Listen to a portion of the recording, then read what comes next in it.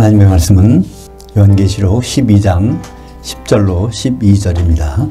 내가 또 들으니 그 하늘에 큰 음성이 있어 이르되 이제 우리 그 하나님의 구원과 능력과 통치와 또 그의 그리스도의 권세가 나타났으니 우리 형제들 참수하던 자 곧 우리 하나님 앞에서 밤낮 참수하는 자가 쫓겨났고 또 우리 형제들이 그 어린 양의 피와 자기들이 증언하는 말씀으로써 그를 이겼으니 그들은 죽기까지 자기들의 손을 아끼지 아니하였도다. 그러므로 그 하늘들과 그들 가운데 장막칠 너희는 즐거워하라.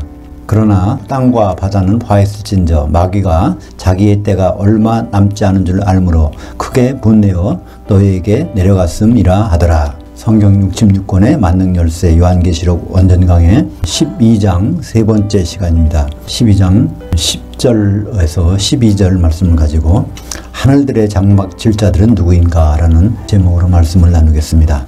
요한계시록에는 하늘이라는 단어가 50절에 걸쳐서 나옵니다. 그 중에 11장 12절인가요? 거기 보면 하늘이 두 번 나와요. 한 절에.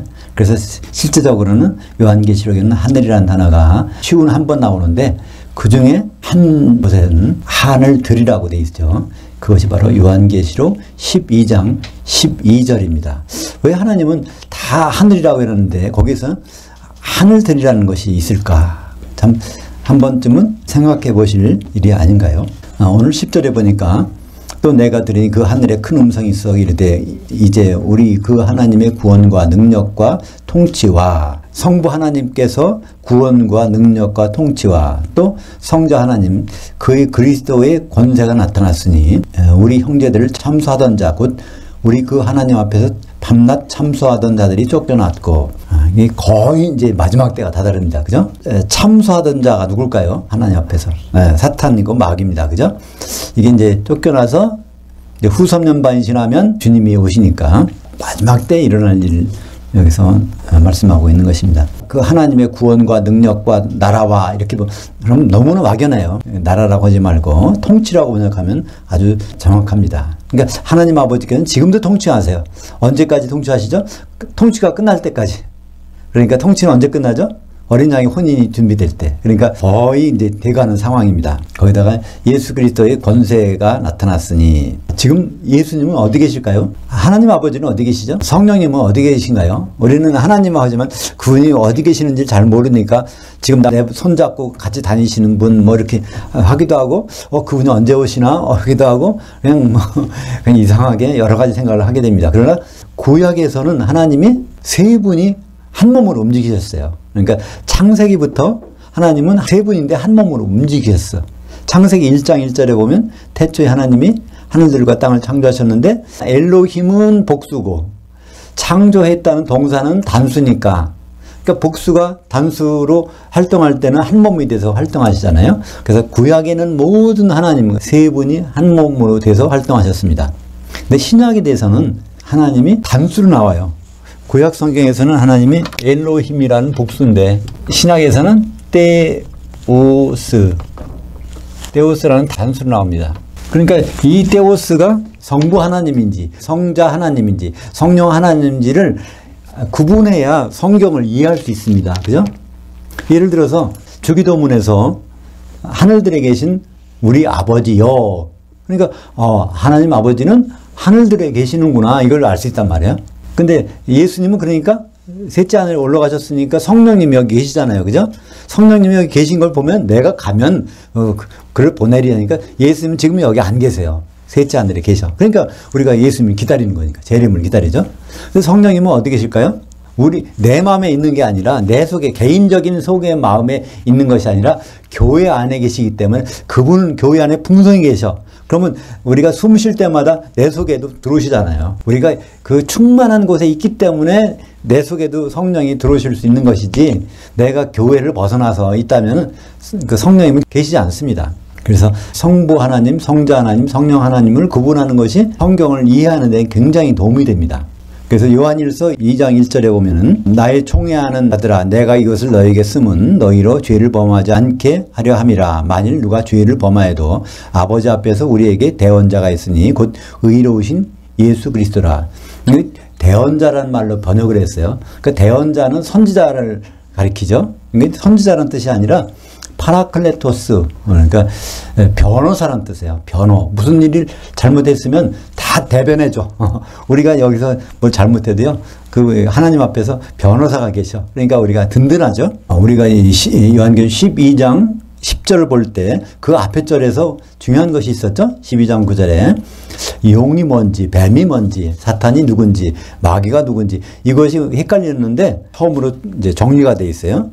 에덴 동산에 있던 그 뱀이 바로 일반적인 뱀이 아니라 마귀가, 사탄이 그 속에 들어가 있었던 뱀이었다는 것을 요한계시록 12장 9절에서 설명하고 있습니다. 근데 그들이 그의 천사, 뱀의 천사들과 같이 쫓겨났어요. 이 형제들을 참수하는 자, 곧 하나님 앞에서 쫓겨날 때 여기에서 이제 마귀와 귀신도 같이 쫓겨난 것을 볼 수 있습니다. 그래서 12장 9절에 보면 그 큰 용이 내쫓기니 옛뱀, 곧 마귀라고도 하고 사탄이라고도 하며 온 천하를 꿰는 자라. 근데 천하를 번역하면 너무나 막연해.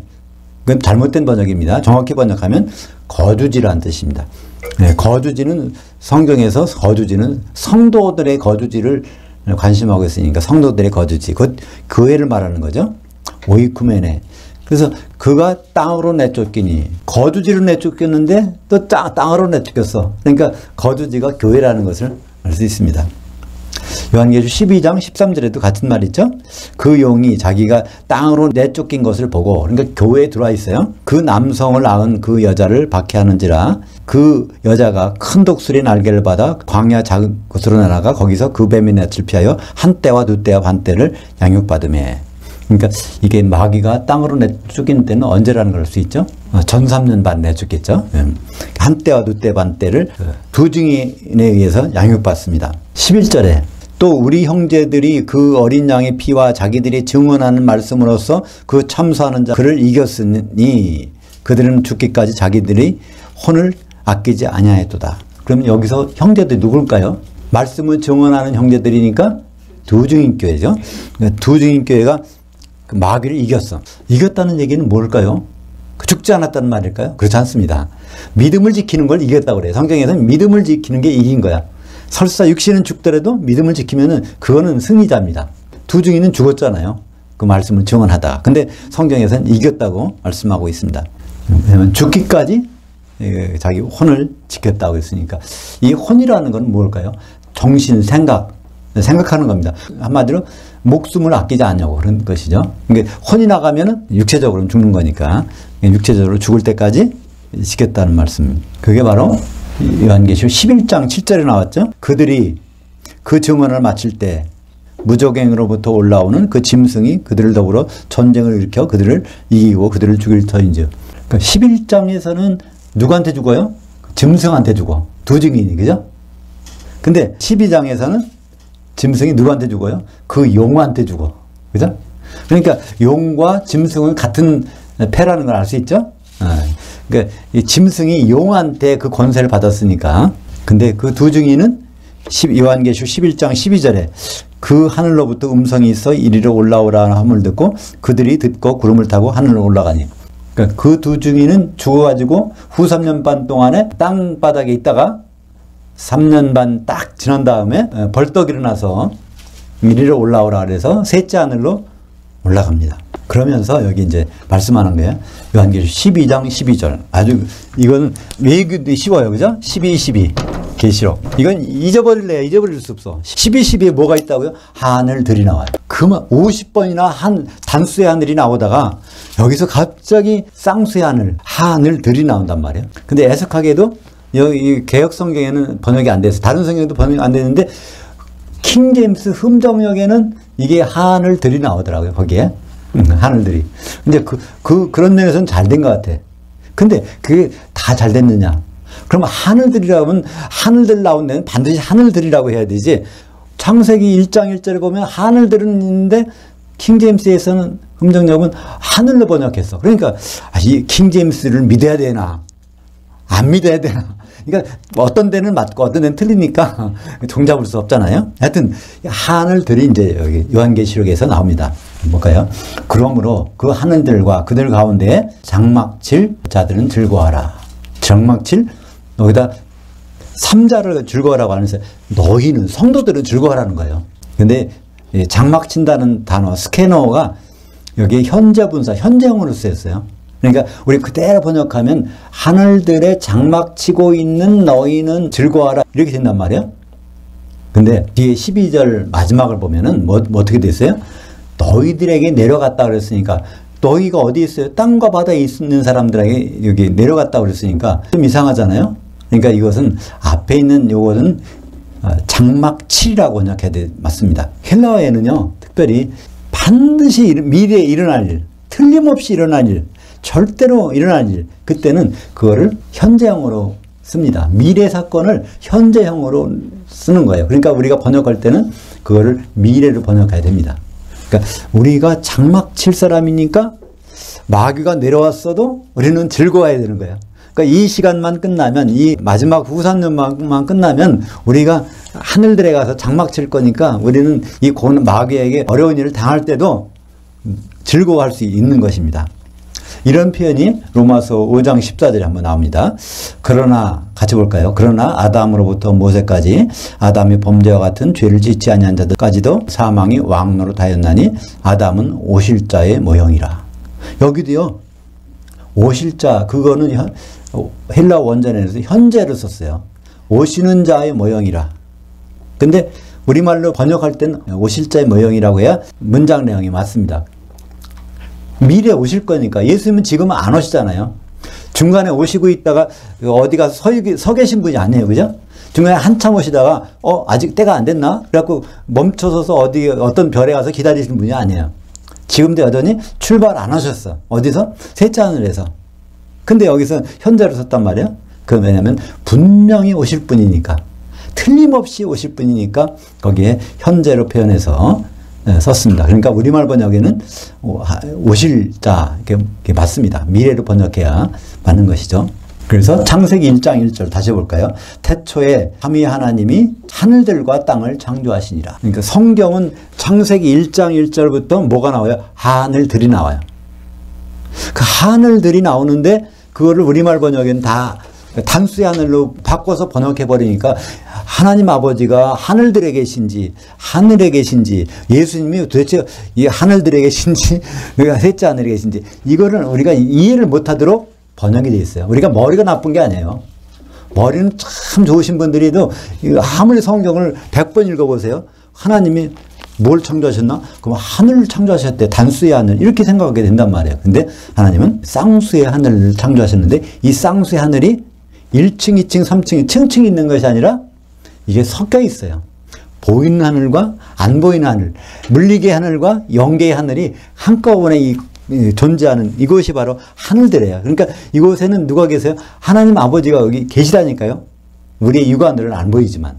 그래서 아버지 하나님은 하늘들에 계신 거죠. 그래서 마태복음 5장 3절에 영으로 가난한 자들은 복이 있나니 천국이 그들의 것이며.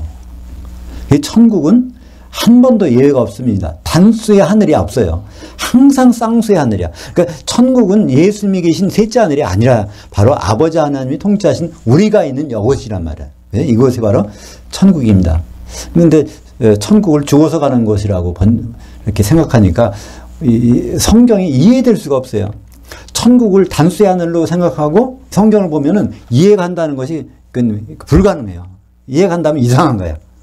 천국은 하늘들에 있는 곳이니까. 하늘들은 지금 하나님이 창조해 놓으신 이곳에 바로 하늘들이니까. 그렇습니다.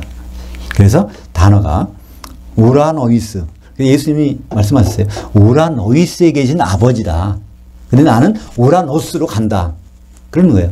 그 우라노스에서 하나님 뜻이 결정돼서 우라노이스에서 지금 통치하고 계신다. 이것을 단어를 쌍수와 단수, 우라노이스와 우라노스를 번갈아 가면서 예수님이 설명하시는데 우리들은 그걸 같은 단어 놓고 보니까 하늘의 뜻이 있는데 하늘에서 이루어져? 이상하게 되잖아요. 마태복음 6장 9절 10절 주기도문 내용을 한번 구분해서 읽어보시면 너무나 명확해. 한번 같이 읽죠. 그러므로 너희는 이렇게 기도하라. 그 하늘들에 계신 우리 아버지여, 아버지 이름이 거룩히 여김을 받으시오며 아버지의 통치가 임하시오며 아버지의 뜻이 하늘 우라노스에서 이루어진 것 같이 땅 교회에서도 이루어지이다. 마태복음 6장 9절의 땅은 마태복음 5장 5절에 나오는 온유한 자가 받을 기업이니까 교회죠. 그래서 그 교회를 통해서 하나님의 뜻하신 바가 이루어집니다. 그게 어떻게 이루어지죠? 어린 양의 신부가 돼서 교회가, 그죠? 예수님이 어린 양 신랑이 되셔서 그게 하나님이 이루실 그게 하늘에서 계획된 뜻이고 마지막으로 요한계시록에서 완성되는 하나님의 통치 내용입니다. 그래서 예수님은 계속 말씀하세요. 요한복음 3장 13절에 그 하늘 우라노스에서 내려온 자 곧 인자 외에는 우라노스 하늘에 올라간 자가 없느니라. 나 인간의 모습으로는 셋째 하늘에 올라간 사람이 아무도 없어. 엘리야도 거기 안 갔고 에녹도 거기 간 적이 없고 아무도 간 적이 없어. 이렇게 말씀하십니다. 그래도 우리는 안 믿어. 그죠? 엘리야가 승천했나 봐. 거기 셋째 하늘에 갔나 봐. 이렇게. 근데 그럴 수밖에 없는 것이 열왕기 하 2장 1절과 11절에 보면 엘리야가 하늘 단수로 갔다고 번역해 놨잖아요. 사실은 샤마임 쌍수인데 번역이 그렇게 돼서 우리는 참 이해하기가 힘듭니다. 성경을 읽으면 읽을수록 이해가 잘 안 가. 왜 그럴까요? 번역이 잘 안 돼서. 그래서 성령이 어디 계시는지도 이제 예수님이 말씀해 주셨습니다. 요한복음 14장 17절에 그는 성령, 보혜사 성령은 진리의 영이라 세상은 능히 그를 받지 못하나니 그를 보지도 못하고 알지도 못함이라. 그러니까 성령이면요 여기 계시다 그런 게 아니에요. 세상 사람들이 있는 곳에는 성령은 절대로 안 계셔. 어디에가 꼭 성도들 모이는 곳에만 성령이 계셔요. 그러나 너희는 그를 안 하니 성령을 안 하니 그는 너희와 함께 거하시며. 이게 무슨 말일까요? 성령이 제자들과 함께 있다니? 함께 있다니? 그것은 누구 때문에? 예수님이 성령이 충만하신 분이기 때문에 예수님 옆에 있으면 제자들이 예수님 옆에 있는 제자들은 성령이 함께 계시는 거예요. 그죠? 너무나 당연하잖아요. 그리고 너희 안에 계시겠습니다. 근데 이거를 사람들이 어떻게 말해요? 아, 내 속에, 내 마음 속에 계시다. 내가 마음 문을 열면 내 속에 들어오시다. 성령이 내 속에 들어. 그게 아니에요. 너희는 복수입니다. 너가 아니에요. 근데 다들 이거를 그냥 너희를 나라고 생각해. 개인. 너희, 교회, 성도들 가운데 계시겠습니다. 예수님이 가서 성령을 보내주셔서 성령은 교회를 이루면 성도들이 두세 사람이 적어도 모이는 곳에 거기에 반드시 계시는 것이죠. 그래서 고린도전서 3장 16절도 마찬가지로 오해하기 쉬운데 오해할 필요 없어요. 고린도전서 3장 16절 너희는 복수예요. 너희가 그 하나님의 성전, 단수 한 개의 성전인 것과 그 하나님의 그 영이 너희 복수 안에 계시는 것을 알지 못하느냐? 그러니까 성도 한 사람이 아무리 성령님을 모시고 싶어도 모실 수가 없어. 다른 성도와 교통하는 같이 있지 않더라도 영적으로 교통하는 그런 공간에 성령님은 계신 것입니다. 그러니까 여기도 보세요. 고린도전서 3장 16절에 하나님, 그 하나님이라고 했어요. 테오스가 나오는데 고린도전서 3장 16절에 나오는 그 하나님, 그 하나님은 성부일까요? 성자일까요? 성령일까요? 성부는 하늘들에 계신다니까요. 그러니까 이 속에만 있는 게 아니야. 성부 하나님은 이 속에만 계신 게 아니에요. 우리들이 모인다고 여기 계시고 우리들이 안 모이는 다른 곳에 안 계신 거 아니에요. 성부 하나님은 어디나 계셔. 그러니까 어디나 다 듣고 계시고. 그럼 여기서 성자는 지금 셋째 하늘에 가셨잖아요. 성령이죠. 그러니까 여기서 그래서 정관사가 붙었어. 정관사. 그 하나님이란 말이야. 그 하나님. 우리가 그냥 보면은 이게 성부 하나님인지 성자 하나님인지 성령 하나님인지 모를 테니까 그 하나님. 그래서 하늘과 하늘들을 아주 구분할 수 있는 성경 구절이 있어요. 사도행전 7장 55절부터 56절. 이게 스테반이 돌 맞으면서 이게 설교하고 있는 장면이 간증하고 있는 장면인데 한번 읽어보시면은 하늘과 하늘들을 구분하는 내용을 알 수 있습니다.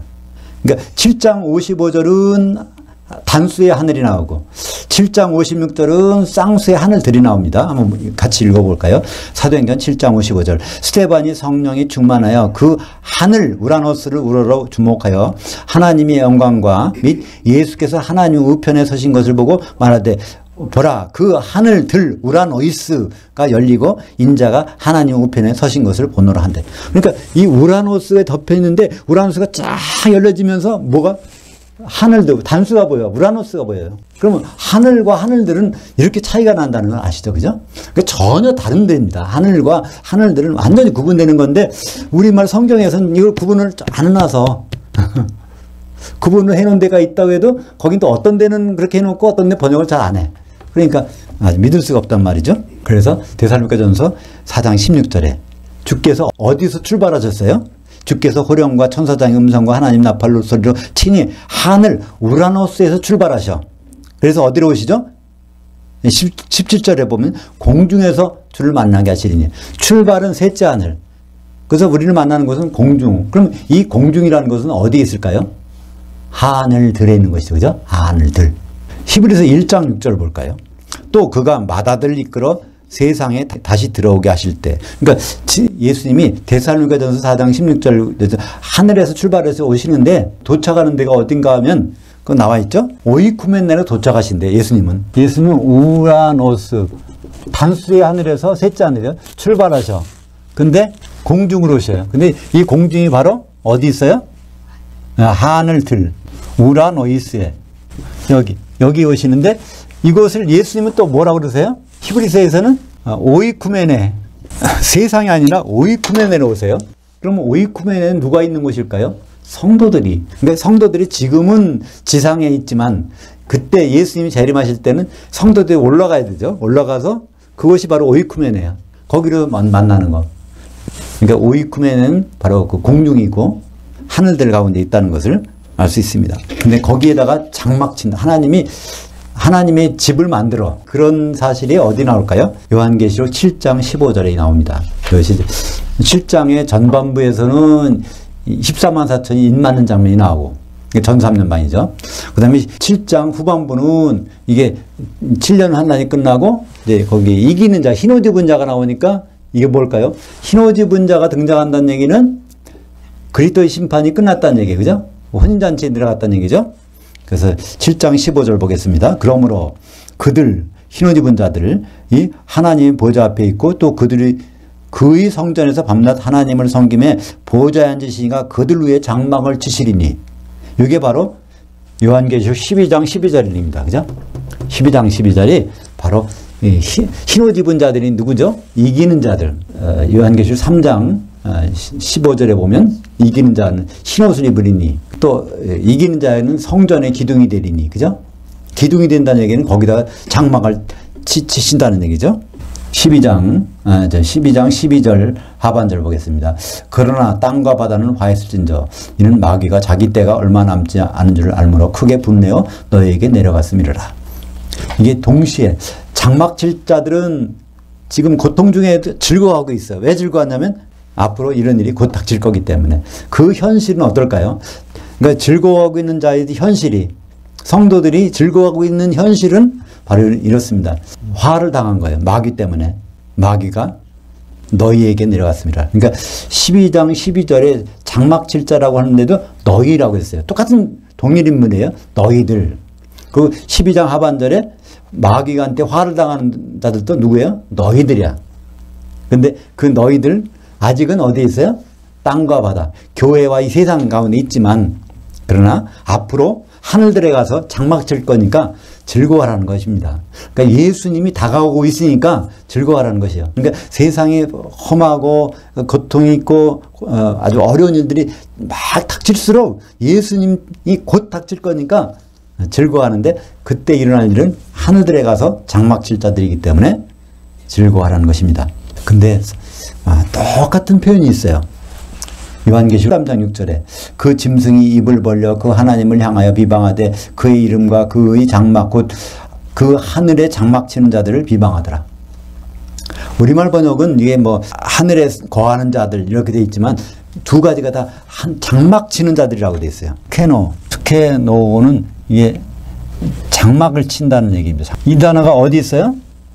요한계시록 12장 12절 여기 있고 또 요한계시록 13장 6절 여기 있어요. 두 번 나와요. 장막 치는 단어가 딱 두 번 나와. 근데 12장 12절은 하늘들에다가 장막 칠 자, 13장 6절은 셋째 하늘에서 장막 치고 있는 자 그러니까 셋째 하늘에 가서 장막 치고 있는 자가 누굴까? 후섭년반에 14만 4천이죠. 14만 4천은 셋째 하늘 우라노스에 가서 장막 치고 있어. 이 장막은 하나님의 전을 이루고 있다는 얘기죠. 하나님의 전을. 그러니까 이건 당연히 그렇게 해야 되죠. 그죠? 셋째 하늘에서는 그 장막을 치고 있어. 근데 하늘대는 나중에 장막을 칠 거야. 그죠? 셋째 하늘에 있던 그 14만 4천 빌라델피아 교회도 결국 어디로 내려올까요? 하늘들로 내려와야 돼. 그죠? 왜 내려오죠? 예수님이 어린 양이 인도하는 데마다 그들은 따라가야 되니까. 그죠? 그러니까 내려올 때는 그들도 내려옵니다. 그러니까 요한계시록 14장 1절부터 2절은 생각하고 3절, 4절을 읽겠습니다. 같이 볼까요? 또 내가 보니 보라 그 어린 양이 시온산에 섰고 그와 함께 14만 4천이 서 있는데 3절 그들이 보좌 앞과 네 생물과 장로들 앞에서 새 노래를 부르니 땅에서 속량함을 받은 14만 4천 밖에는 이 노래를 배울 자가 없더라. 이 사람들은 여자와 더불어 더럽히지 아니하고 순결한 자라 그 어린 양이 어디로 인도하든지 따라가는 자들이며 그 사람들 가운데서 속량을 받아 처음 익은 열매로 그 하나님과 그 어린 양에게 속한 자들이니 이 전삼년반에 입맞아 가지고 셋째 하늘로 올라간 14만 4천 빌라델피아 교회가 어디로 간다고요? 어린 양이 어디로 가든지 인도하든지 따라가는 자들이니까 어린 양이 재림하실 때는 이들이 반드시 공중으로 내려오겠죠. 그죠? 하늘들의 장막을 치고 있다가도 예수님이 내려오는데 거기 남아있을 필요가 없잖아요. 데살로니가전서 3장 13절 너희 마음을 굳건하게 하시고 우리 주 예수께서 그의 모든 성도들과 함께 강림하실 때 어디서 강림하세요? 출발지는 셋째 하늘. 어디로? 공중으로. 하나님 우리 아버지 앞에서 거룩함에 흠이 없게 하시기를 원하노라. 거룩함에 흠이 없게 하시기를 원하노라. 이건 바로 기름이 떨어져서 푸석푸석 떨어져 나가지 않으면 좋겠다는 얘기예요. 그죠? 기름으로 한 몸이 됐으면 좋겠다는 얘기죠. 그러니까 이제 후삼년반은 특별히 어떤 교회가 될지를 우리는 알 수 있습니다. 마귀가 자기 때가 얼마 남아서 7년 환란이 거의 끝나가. 그래서 분노해서 내려왔는데 정말 그 혼자 내려온 게 아니라 3분의 1이 천사들을 데리고 내려왔으니까 거기는 귀신이 천재예요. 어디가? 마지막 때의 교회가. 그게 요한계시록 18장 2절입니다. 힘찬 음성으로 외쳐 이르되 타락했도다 타락했도다 큰 성 바벨론이여 귀신들이 저수와 각종 더러운 영의 옥과 각종 더럽고 가증한 새들이 옥이 되었도다. 마지막 때의 교회. 그러니까 큰 성 바벨론은 여성입니다. 교회니까. 그죠? 여성이에요. 그래서 그녀라고 이렇게 말하고 있는 거죠. 그래서 귀신들이 거기에 우글우글한데 교회 안에 우글우글한데 귀신들은 그때는요 거기서 빠져나갈 수가 없어. 그럼 누가 빠져나가야 돼요? 마지막 때는 귀신 보고 나가라고 해야 교회에서 나가잖아.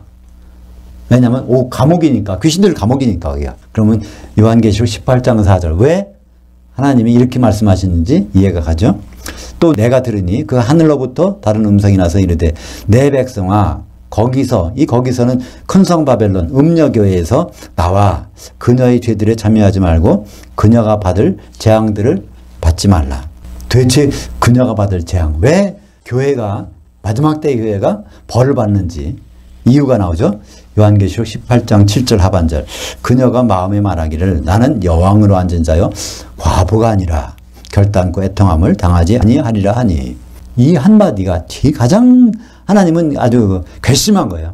나는 과부가 아니라 교회가 성도들이 모여가지고 우리는 남편이 필요 없어 이 말씀이 하나님이 가장 듣기 싫고 아주 괘씸하고 결국은 불 섞인 유리바다에다가 던져질 수밖에 없는 그런 예수 믿는 사람들이 이런 사람들이라는 것을 말하고 있습니다. 우리가 어떤 이 행동을 좀 잘못해서 죄를 짓고 다른 거 그런 거를 아예 보시지도 않아요. 그리스도 심판대 가서는 그걸 안 보셔. 뭘 보실까요? 아가페 사랑이 있는지 없는지만 보셔. 그죠? 요한계시록 18장 21절 그런 성도 교회가 어디로 가는지 이에 한 힘센 전사가 큰 맷돌 같은 돌을 들어 그 바다 요한계시록 15장에 있던 불 섞인 유리바다에 던져 이르되 큰 성 바벨론이 이같이 비참하게 던져져 결코 다시 보이지 아니하리로다. 얼마 동안? 1000년 동안 안 보여요. 1000년이 지나면 요한계시록 20장 13절에 보면 1000년이 차면 그 바다가 죽은 자들을 내어주매. 그러니까 거기서 이제 지옥에 갔던 이 그리스도인들이 거기서 이제 다시 나오는 거예요. 그때는 기름이 있나 없나를 보는 게 아니라 생명책에 이름이 있는지 없는지, 과연 거듭났는지, 어떤 거듭난 상태를 유지하고 있는지 그걸 보시겠다는 거예요. 그러니까 하늘들의 장막 칠 자들이 얼마나 행복한지를 알 수 있습니다. 하늘들에 가서 장막을 치면 그 다음부터는 어디 하는 거예요? 그게 새 예루살렘이니까 거기 이제 백보자 심판대에서 심판 받는 게 아니라 심판한 자에 앉아서 심판도 하고, 그 다음에 새 예루살렘의 성벽도 이루고 어린 양의 신부도 이루고 생명나무도 이루고 주님과 덮이 그 모든 행동을 같이 하는 거예요. 영적인 몸이니까 이게 다 여러 가지 모습으로 시시때때로 이 예수님이 모습에 따라서 같이 변하면서, 왜냐하면 새 예루살렘 성 안에 가보니까 성전은 안 보이고 바로 성전이 누구시더라? 전능하신 이와 어린 양이 성전이고 그 밑에서 생수가 나오니까 바로 삼위의 하나님이 함께 있는 것이 새 예루살렘, 그것을 이루는 성도들, 이 모습을 보여주고 있습니다. 요한계시록에 단 한 번 나와 있는 하늘들, 그 하늘들 바로 공중에 가서 장막 칠 자, 그 운명이 바뀌는 것입니다. 바로 불바다에 던져진 사람과 구별되는 사람이 거기서 나오는 것이고, 천년왕국과 천년지옥에 구별돼서 그 자리에 들어가는 것을 볼 수 있습니다. 기도하겠습니다. 하나님 아버지 감사합니다. 요한계시록에 하늘이 50번 나오는데 특별히 그 중에 하나가 하늘들이라고 하셨습니다. 정말 하늘들의 장막 칠 자들은 즐거워해야 된다고 말씀하셨는데, 바로 그 며칠 후에 일어날 주님의 재림과 주님과 만나는 혼인잔치 때문에 그런 것임을 우리는 알고 기뻐합니다. 우리가 어려운 시기를 지나고 있지만 이 시기가 더욱더 깊어져서 칠흑 같은 어둠이 지난 다음에 새벽별 되신 주님을 만날 것을 소망합니다. 우리가 어려운 시기를 주님이 주신 믿음으로 감당할 수 있도록 인도하여 주시옵소서. 예수님 이름으로 기도합니다. 아멘. 하늘들에 계신 우리 아버지여, 아버지의 이름이 거룩히 여김을 받으시오며 아버지의 통치가 임하시오며 아버지의 그 뜻이 하늘에서 이루어진 것 같이 땅에서도 이루어지이다. 오늘날 임박한 그 떡을 우리에게 주시옵고 우리가 우리에게 빚진 자들을 사여 준 것 같이 우리의 빚을 사여 주시옵시고 우리를 시험에 들게 하지 마옵시며 다만 악한 자에게서 구하시옵소서. 대개 통치와 권능과 영광이 아버지께 영원히 있사옵나이다.